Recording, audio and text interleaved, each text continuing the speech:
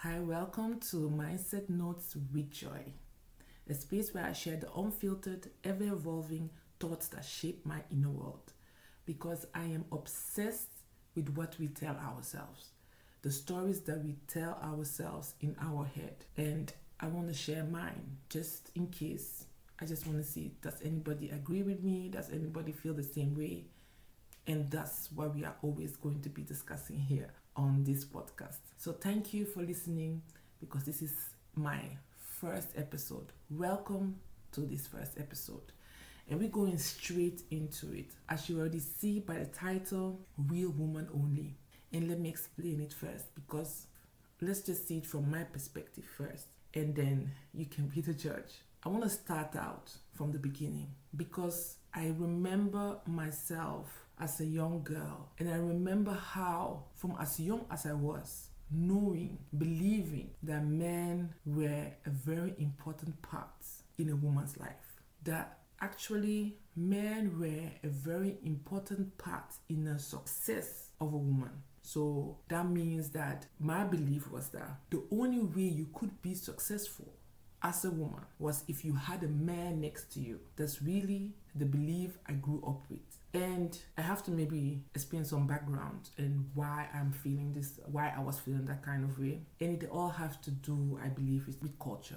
I was born and raised in Belgium, so that's Europe. But my parents were born and raised in Ghana, which is West Africa. And I am almost 40. This is my last year in my 30s. So I do believe that my parents at that time, it's a different generation. I think we call them boomers. They had a different belief, because they came from a different surrounding and they had a different upbringing. So the upbringing for my mom, I believe, and the unfortunate thing is, of course, that she's no more with us. She has passed away like 20 years ago. So I can't really ask her all those questions no more. But I can just explain what I have in my head of how I perceived it and how I experienced it, of what I think how she might have felt and why she made, not why she made, I would say why I got to believe that thought of men being goal for a woman to actually have a successful life.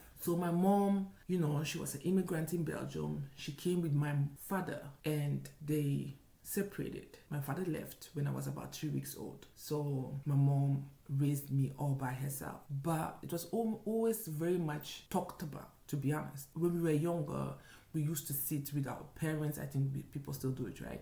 Like we used to sit with our parents, and my mom was a very social woman. Like people were always inside the house and, eating, talking, playing games. So it was always like a fun, full house. But that also meant that there were a lot of conversations going on, and I was able to listen in. So what I got from it was that there were a lot of people, especially women, who would come and they would discuss stuff.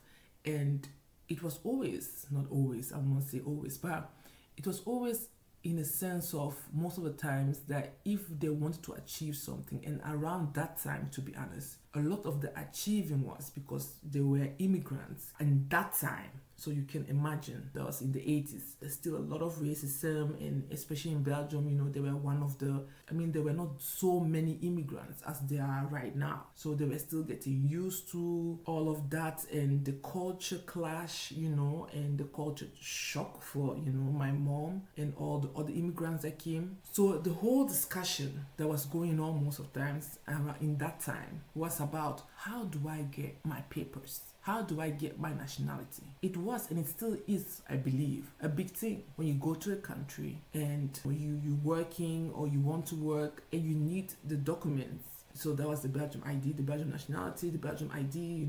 I believe that time they have like the 1 year and the 5 years. I don't know how it is right now. And they need those documents to stay. So a lot of what they were doing was actually going out, like the way you have right now. You have the dating apps, but in those times they didn't exist. So what did they do? They would go out and look for a man. You understand? Or most of the times it would have been connection-wise, maybe at work. A friend of a friend would have somebody. That time too, I remember And they would say they would have like newspapers where they would write in the newspaper what they were looking for, and then they had a number that they could call at the newspaper, and then something about the newspaper connecting it to the person, because mobiles were not available yet, or you could put your house number there, your home number and stuff like that. But the most of what I understood and saw was that it was done internally, so it was inside the community. I remember too the cafes and the how do you say cafes in English, to be honest? Hold on, I have to check if you say cafe. Cafe is actually what we say in Belgium, right? In Dutch, I don't know if you say that also in English. Yeah, the cafes. So now they also go to the cafes, and then they will mingle. They will mingle and they will flirt and whatever they do to find a man, right? So it became a very normal thing, a standard thing. And I used to hear of it a lot. So I believe that already made me already very, very confident in believing that, my life is only going to be complete when I have a man. I can only be successful, and especially financially successful, when I have a man in my life, when I have a partner, and better, much more better, if I'm married. So that was a thought that I grew up with for the longest time. Really, the longest time. I'm 39 right now. The longest time I had that feeling with me, and I had that goal, to be honest, to find a good man. Oh my God. And it was something I could daydream about. It was something that, it was just a type of desire that I felt like, yes, I want a man next to me to be happy, also to be happier, or to be happy, but also just that I can, I want to live in abundance. I want to be able, as I'm working and I'm doing my thing, but I can never make as much as a man will make. That was my belief. That was actually my belief. I could never be fully what I want to be without a man next to me. That is exactly how I felt. That is exactly what I thought was the truth. So I started dating pretty young, to be honest. I think I started dating, really dating from 15 years. Listen, I have a daughter right now. She's 17. I cannot even imagine. I can't even imagine. And she's like, that's what I see right now. But she's really like a homebody, she's not into really into boys. But when I think about it right now, of how I started dating by 15, that's when I feel it, that okay, I can understand how my mom would feel or was feeling when I actually started dating openly somehow at 16. So I started dating them there around that time, and it was always fun. It was like a real goal, even though I didn't really know what goals were around that time, at that age. But it was a real desire. Yes, we found someone. I'm like, okay, yeah, I want to date you. I want to be with you. Life is better with a man in it. So why not? That type of lifestyle, should I call it lifestyle? Because, when I say lifestyle, you would think maybe I'm sleeping around. That wasn't the case at all. Because I really loved having one guy and just being with that one guy. But that did result to me having a serious relationship already, really serious, by 16. He's actually the father of my daughter and my ex-husband. So I met him when I was 16, and then we started dating. And for us around that time, dating was actually, you were already in a relationship. There was no in between. That is why when I got single, I was very confused, because I was like, we are dating, right? This is the second date, third date. So I believe we are together. We are in a relationship, which was not the case. So that is a story for another time. But that's how you could see how old I am. Is that what I should say?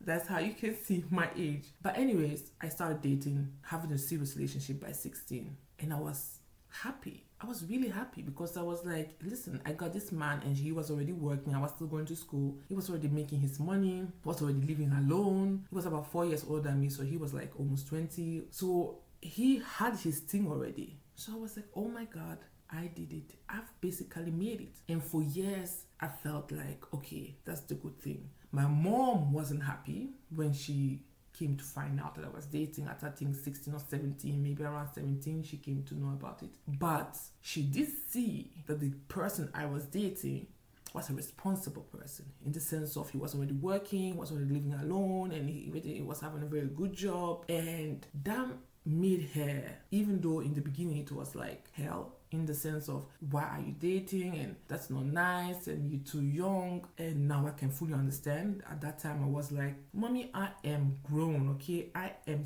17.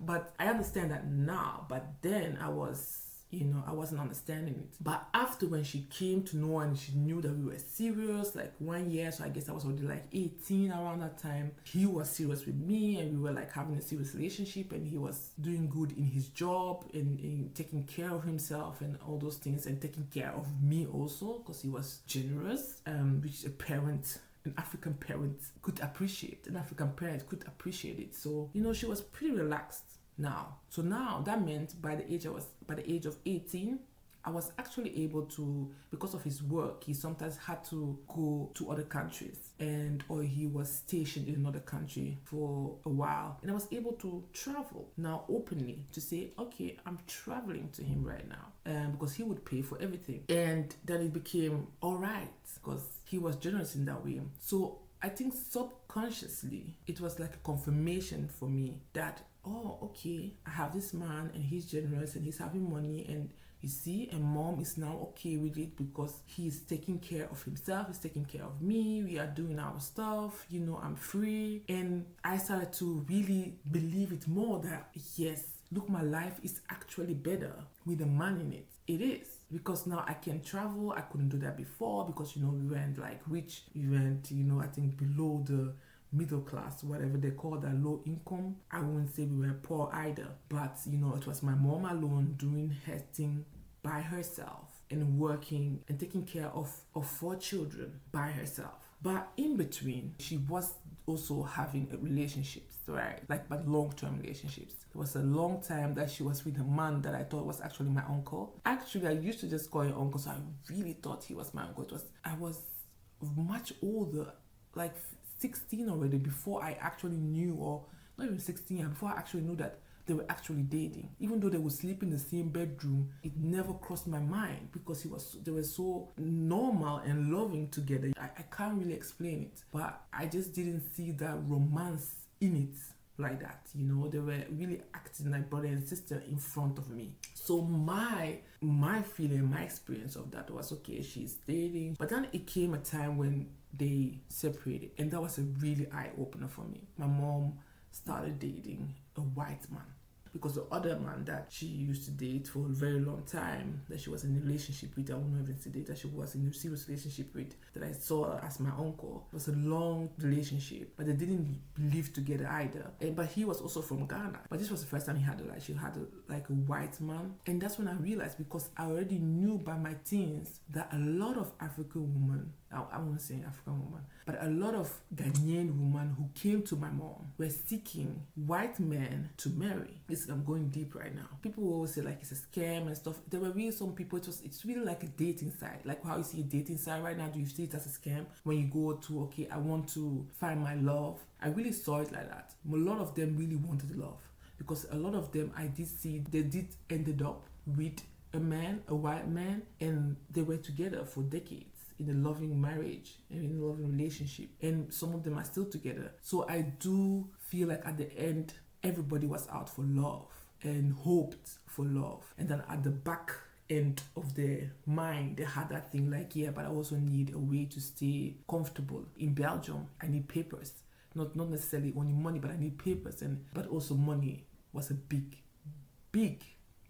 thing also that was among the whole conversation. I'm not even going to deny that. So then I had the experience of my mom dating a white man, and then I also came to understand that I felt, because that was also in my head, oh yeah, as soon as you date a white man, that means, you're struggling with something. Somehow that belief was inside myself. Like, okay, that means something is not going well. You need money, or maybe you don't have your papers right. So it really made me very conscious about that, and a bit worried maybe, that I was like, oh my God, is my mom alright? Is she fine? What is she lacking? And stuff like that. This is all to say that it shaped my mind into believing that I needed a man to be successful and for my life to go well, and especially financially. So my dream was always that I saw myself, I wanted to do business.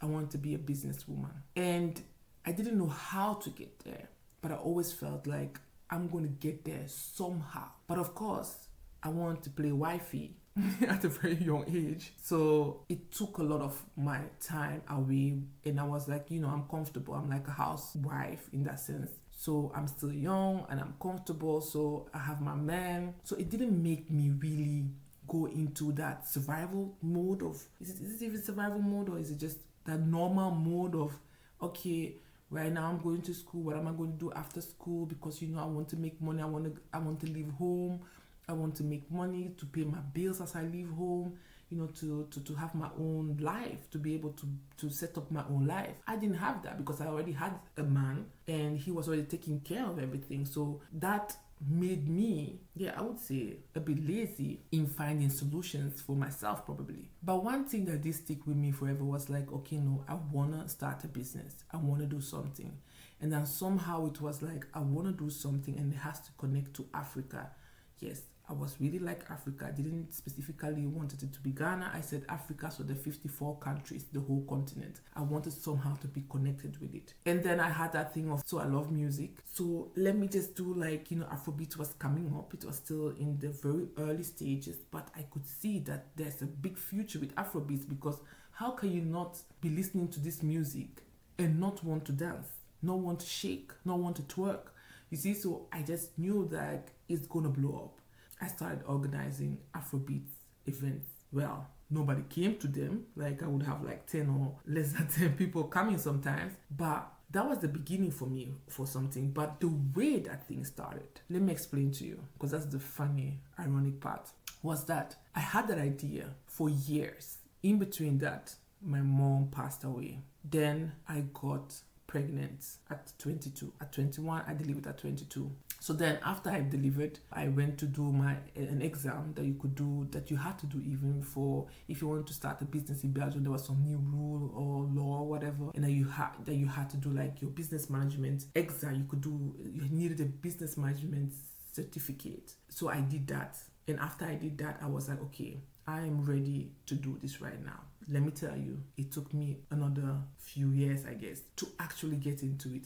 And the only reason that I started to have confidence in myself to really go for it, to say like, let me start organizing these Afrobeats events, was when I was at an event and a woman saw me and she approached me and she was like, it was an event of my uncle that had something to do with, I think, the Ghanaian community event. He was having like a non-profit organization for the Ghanaian community in Belgium, and he would, organize events, and then I would sometimes go there. And this was after my mom passed away. There was one event like that, and a woman saw me and approached me and said, oh my God, I love you. You are really pretty. You really have a presence. What do you do for work? And at that time, I was working in the kitchen in a hospital on the ground, right? We were working on the ground. We were the staff on the ground, making the foods for the patients and for the doctors. And so I told her what I was doing. So that was a type of job that you didn't need any degree for. I had my high school degree, but that was it. I didn't have like any specific extra skill of anything. I was always very embarrassed by that. So then when she asked me and I explained to her what I was doing in the kitchen, a job that anybody could do, to be honest, and she was like, you don't belong there. You do not belong there. Don't you have any other dream? Don't you have any other goals? And then I told her about the Afrobeats, what I really want to do. And she was working in insurance. And she said, you know what? I have a client who's also into the same thing that you are into right now. I will hook you guys up. Give me your email and your number, yes, and I will hook you guys up. I said, okay, fine. And true, by her word, I think some days later, she contacted me and she connected me with a guy called Mike. I'm telling you, as soon as I saw the name Mike, I was so happy. I was like, oh yes, a man. That's what I need. I need a man to push me forward, to help me forward, to make this thing succeed. So I was like, oh yes, this is going to work. When I think about it right now, it's unbelievable, because you could see how brainwashed I was of myself. Stories that I told myself for years, and how that really affected me and my view of things, and how it affected my self-confidence, that I couldn't even see my self-worth and my value and what I was capable of, because I had my ideas of how I wanted to go about it, but I had that fear and that lack of confidence inside myself of saying that I could do this by myself. So when I got that contact of Mike, I said, okay, cool. I sent him an email. He didn't reply, guess, because I remember that I sent him the second email and a longer one with more detailed explanation. And then he replied and he was like, you know what, let's meet up. I'm like, okay, cool. So I remember meeting up at his place, and I came in there and it was like smoke everywhere because he was smoking weed, because what he was doing was he was organizing events for sure, but he was more in the reggae and ska and all those things that I actually didn't know of, and there was actually no connection with Afrobeats, to be honest. There were two different things, that's more the Caribbean side, the Jamaican side, and I was really into the Afrobeat, so that was, from the continent Africa, so it was two different things. But somehow that blinded me because I saw he was a man and he was already doing the events. He already had like years of experience of what he was doing. And I had my ideas, and I explained to him a bit like what I wanted to do, and he was like, yeah, that's a good idea, I can help you with it, and that's cool. And he was so kind and open and helpful, and we said, okay, yes, let's partner up. You set up your thing, I started up as an organization, and we partnered up, and we called it Afrobeats with a Z. But the thing was, two genres, they were so different, and I already had an idea of how I wanted to do it. I wanted to like rent a hall, the African way, because Africans were like renting a hall somewhere and then doing their parties, whether it's outdoorings or birthday parties. So I want to still give that feel, invite all kinds of cultures, let all kinds of cultures come, and just have that feeling of how we Africans, this is very generalized because there's 54 countries, but how we Africans party. So that was my view, but he already had his locations where he did his events. He already knew people and places. And now we did the marketing, as in those two different genres together. But because he was already known, people thought they were coming to a reggae ska event, while the DJ that we put there, the DJ that we booked was an Afrobeats DJ and was playing Afrobeats. So it was a whole thing. The thing was, it didn't work out. So it was very confusing for a lot of people, because a lot of people didn't really know what Afrobeats was at that time, and they didn't, even if they knew, they didn't want to hear Afrobeats the whole night, for 6 hours, 7 hours long. The DJ just played Afrobeats, so they would request, reggae, ska.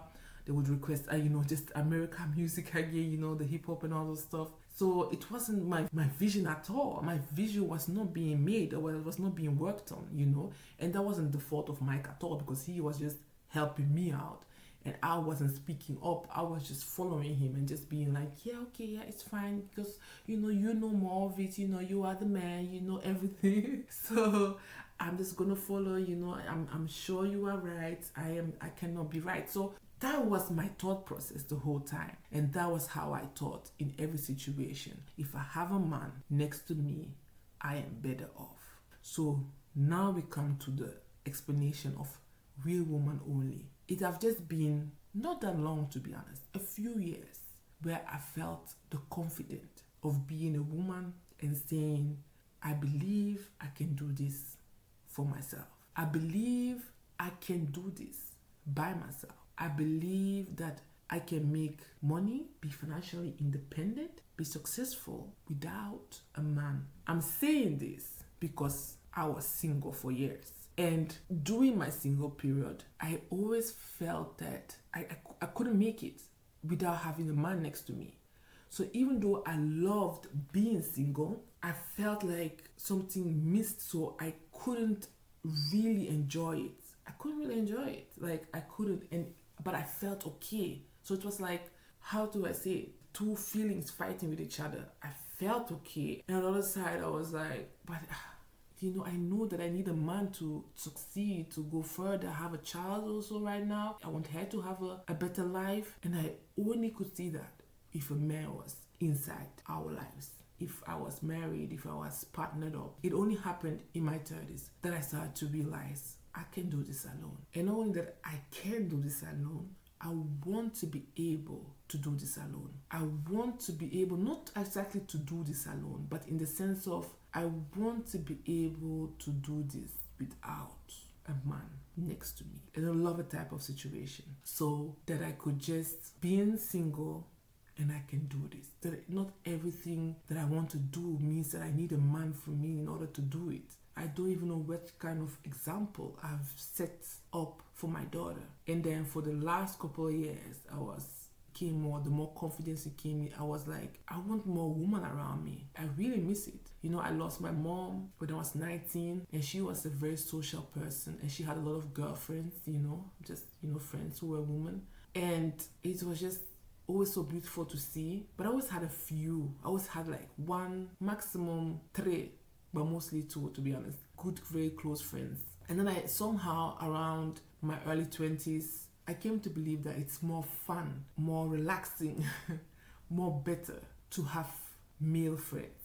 I deluded myself in believing that. And I came to see how a bit of toxic or just not a healthy kind of mindset for myself. Like I was hiding something. I was afraid to uncover something if I just said the truth, which was, I would love a woman circle. I would love to have girlfriends as my best friends. I would love to have a woman that I could just call and be chatting on the phone about everything and nothing. I would love to just trust and believe in a group of women, without any fear. I would have loved to have a close-knit relationship with my sisters, which I never really had. I would love women to be around me and in my life. I would love to find my vibe of woman, to find my tribe of woman. So the more confident I became in myself, the more it became clear that I do want to find a tribe. And I want to start with a tribe of women. I really do. Because I do feel that is what I have been lacking and what I've yearned for deep within my soul, deep within the feelings, the noise of you need a man to be happy, to succeed. You need a man as a goal. I never want to be seen like, would I say never, but I don't care to be seen like a feminist or anything like that. That's not my goal at all. I don't want to put any name on it. I just want to have a tribe, create a community, have a community of women that I can trust, I can care for, I can give my love to and receive love from, and believe in ourselves again, believe in women again. I used to follow on Instagram people that I followed, and everybody that I followed were male that I really looked up to and that I followed and I listened to, and all the motivators and public speakers, they were all male. And I came to understand, like, that's not me. I don't see myself in them. Why am I listening only to them? I really love what they are talking about. I love they do motivate me, but it's not me. I don't see myself in them. So I started looking for women, and then I came across, people like Mel Robbins. Of course, you have Obama, Michelle Obama, you got the Oprahs, you got Celine Charlotte. And I just came across women, and I was like, okay, I have to go deeper into that. And I did. I love when I see a woman do her thing. I love it. Like, I really have love for it. They really inspire me in a deeper level that I could never explain, that I could have never felt. It's a different type of energy that I felt. And I just love to see them succeed. I love seeing women succeed. I love seeing them do their thing, live their lives, lead businesses on their terms. And that is why I was like, let me create this. I want to create a space with women only, because it's so hard to see sometimes. Seeing men only spaces without them even mentioning it, it's much more easier. But a lot of times when you see only women spaces, you will see like, a man here and there, maybe someone brought their spouse. And I really just want a space with only women. I don't feel like it's anything bad or anything negative. I feel it's healing. I feel for me, and I believe for many others, it might be very healing just to create a tribe, a loving group of women who support and care for each other. It can heal us. It can heal our inner child. And that is also why this had to be my first episode on Mindset Notes with Joy, because this is really my aim right now. And I'm not going to be ashamed of it or have too much explanation, because I'm not that good in explaining things. And sometimes you don't need to explain. You can just show it by showing up and by creating it.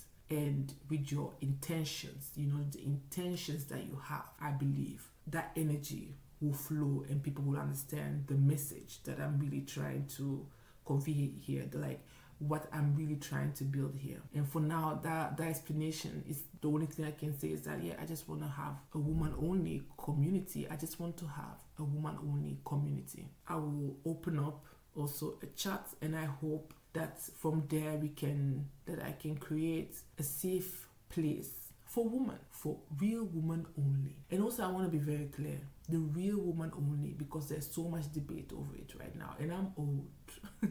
I am 39, and the gender stories, the gender subjects has changed during the years. So I do not really want to go into that and be too political about it. So I would say, if you feel like you are a real woman, if you identify yourself as a woman, you are welcome.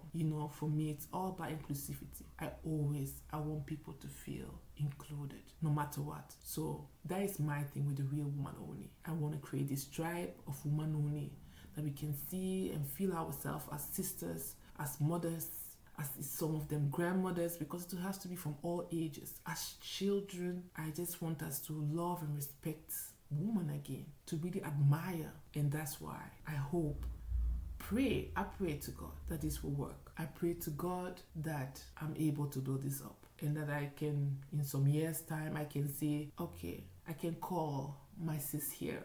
I can go to my good friend here, my woman tribe is coming to my place. We're all going to eat. I'm going to somebody's place. We're all coming together. I hope so. I pray so. And I hope that you too, if you are looking for something like that you also find your peace in your inner child and your love for woman, your admiration, that you can just be yourself. And that is what I hope to create here. Thank you for listening.